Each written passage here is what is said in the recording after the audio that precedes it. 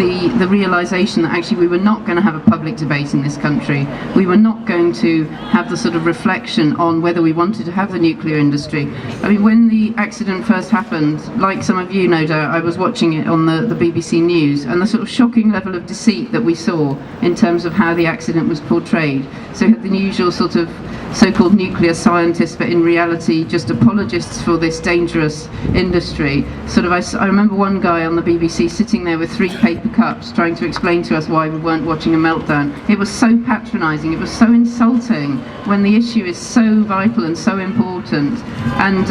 I actually emailed David Shukman, who's the BBC science editor, and said, look, one day we might actually have a political, a public health event where we actually need to believe what the BBC is telling us, and if you just produce these lies on TV when something like this happens, how will we ever trust what you're saying? So, I was really appalled, I was really appalled by the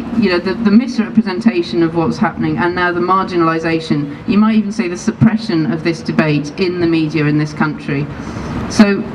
if you know anything about what's happened in other countries, in Japan and in Germany, you'll know that as a consequence of the disaster of Fukushima, there was a really important public debate where information came out, where people had the opportunity to learn about what had happened and to really think about whether they wanted to have their future powered by this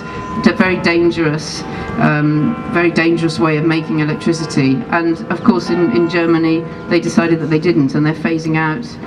nuclear entirely, and I think we should really give them some credit for that. It's a real challenge, but they're really sticking to it, and actually phasing out nuclear is giving them enormous opportunities, not only in terms of the economic expansion of renewables, but also in terms of letting the people really get control of their energy supply. So much of electricity in Germany now is actually generated by